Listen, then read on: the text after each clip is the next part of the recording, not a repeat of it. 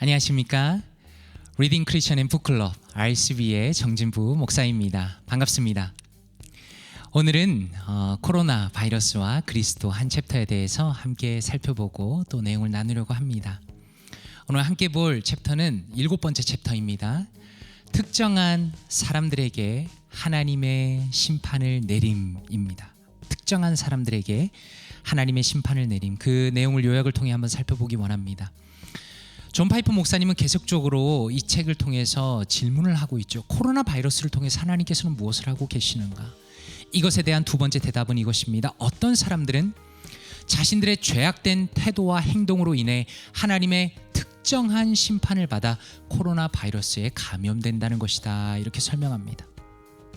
모든 고난이 어떤 특정한 죄에 대해서 특정한 심판을 연결할 수는 없습니다. 그러나 하나님은 죄를 짓는 이들에게 특정한 심판을 내리신다라고 설명합니다. 예를 들어서 이런 예를 듭니다. 사도행전 12장의 헤롯 왕은 자신을 신으로 여기면서 만족했다가 심판을 받게 되죠. 벌레가 먹게 됩니다. 하나님은 모두에게 그렇게 하실 수 있지만 자비를 베푸신다 이렇게 말합니다. 또한 로마서 1장의 동성애의 죄에 대해서 심판하시는데 그들은 고통스러운 결과로서 상당한 보응을 받는다라고 말합니다. 이것은 로마서 1장 18절에 나오는 하나님의 심판의 한 가지 예에 불과하다라고 말합니다. 그렇기 때문에 특정한 죄들에 대해서, 어떤 종류의 죄들에 대해서 특정한 심판들, 어떤 종류의 특정한 심판들이 일부 있다라고 말합니다. 물론 코로나 바이러스는 단순하게 어떤 사람에 대해서 징벌을 가하는 것이 아니다라고 말씀합니다. 가장 훌륭한 크리스천도 코로나 바이러스로 인해서 목숨을 잃을 수가 있죠. 그렇지만 우리의 고난이라는 것이 우리의 행위에 대한 하나님의 심판이 아닌지 우리 마음을 살피는 것은 합당하다라는 것입니다. 지금 존 파이퍼 목사님이 계속 얘기하는 부분이 이것입니다. 어떤 사람이 특정한 고난과 벌을 받는다고 해서 무조건 그것이 그 특정한 죄에 대한 것을 연결할 수는 없겠지만, 그러나 우리의 고난이 혹시라도 우리 행위에 대한 하나님의 심판이 아닌지는 우리가 마음을 살펴봐야 한다는 것입니다. 우리의 모든 겪는 고난들이 하나님의 특정한 죄에 대한 심판이라고 말할 수는 없지만 어떤 죄들에 대해서 어떤 부분에 있어서는 그럴 수 있기 때문에 우리는 우리의 마음을 살펴봐야 한다라는 것입니다. 그리고 더 나아가서 성도에게 있어서는 번역하신 부분은 우리가 그리스도를 믿을 때라고 번역한 것으로 기억합니다. 그러나 저는 이렇게 하는 것이 더 좋은 것 같습니다.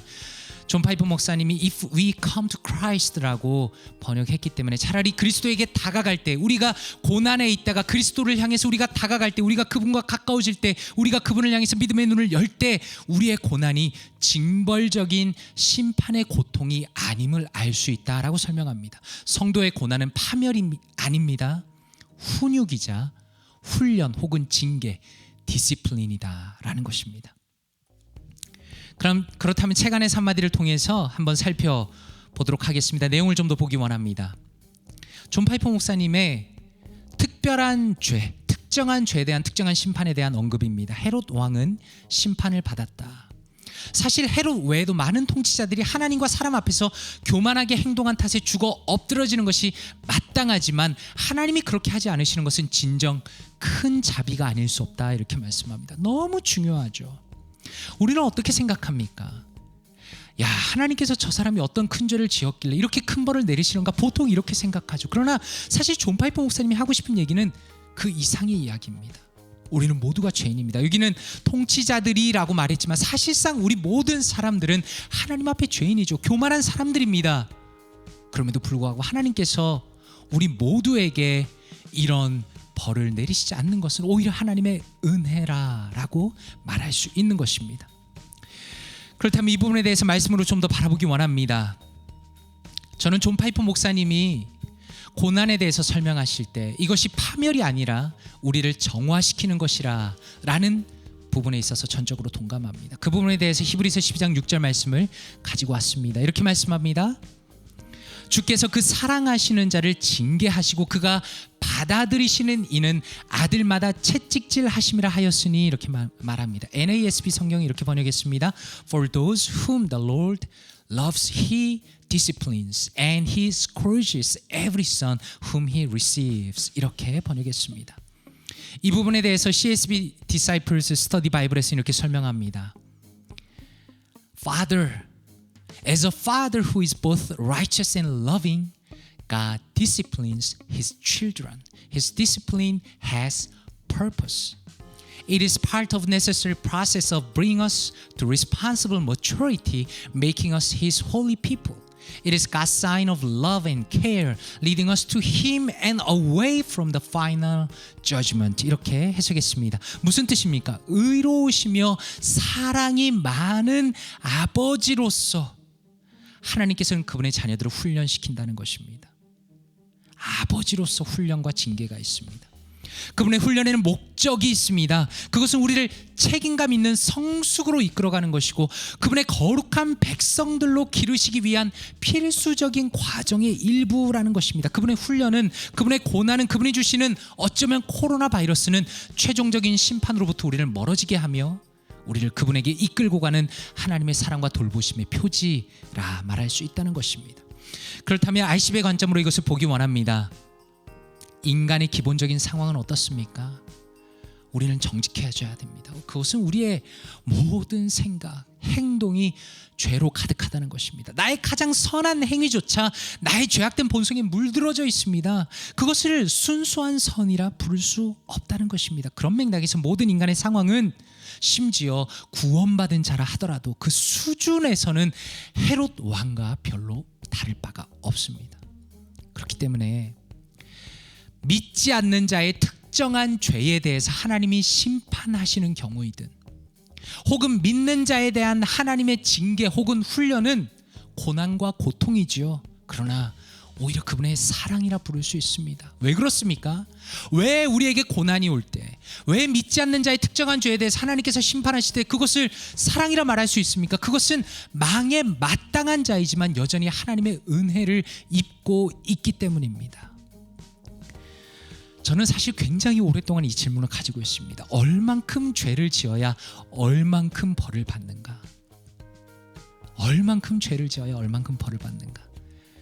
그런데 제 결론은 이것에 대한 정답은 존재하지 않습니다. 왜냐하면 부모는 자신의 자녀를 그 자녀의 특성에 맞춰서 각각 다르게 다루기 때문입니다.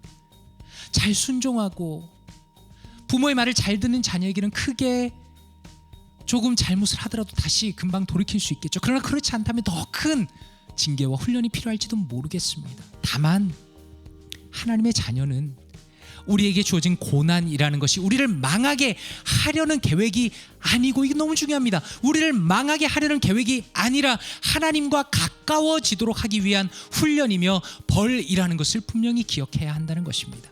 그래서 우리는 남과 비교할 필요가 없습니다. 다른 사람은 어떻게 하는데 저는 왜 이렇습니까? 비교할 필요가 없습니다. 오히려 우리는 하나님의 말씀 앞에서 나 자신을 그저 매일 성찰하면서 가능하다면 혹시라도 내가 겪는 고난이 어떤 특정한 고난이 특정한 죄와 연결되어 있을 수 있기 때문에 가능하다면 죄를 멀리하고 거룩의 삶을 추구해야 한다라는 것입니다. 그렇다면 내 삶에 어떻게 적용할 수 있을까요? 하나님께서 분노하실 만한 심각한 죄가 없는지 자신의 행동과 마음을 돌아보시고 돌이키십시오. 무서운 이야기죠. 사람은 사람의 마음을 알 수 없습니다. 그러나 하나님께서는 저와 지금 영상을 보고 계신 모든 분들의 마음을 아시죠. 돌이켜야 됩니다. 심각한 죄가 있다면 돌이켜야 됩니다. 그리고 나의 아버지이신 여호와 하나님을 더욱 가까이 하며 따라갈 것을 결심하고 기도하시는 계기가 되기를 원합니다. 참 어렵죠.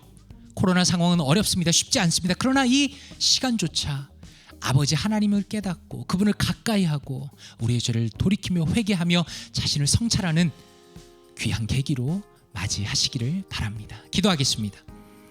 사랑과 은혜가 풍성하신 아버지 하나님, 감사합니다.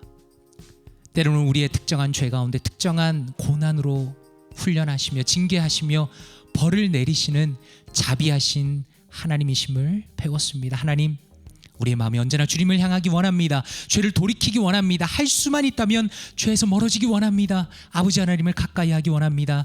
하나님의 경고와 하나님의 훈련과 하나님의 징계조차 은혜로 받고 주님을 향해 우리의 삶을 돌이키기 원하오니 성령 하나님, 우리를 변화시켜 주시옵소서. 이 모든 말씀 살아계신 예수 그리스도 이름으로 기도 드리옵나이다. 아멘.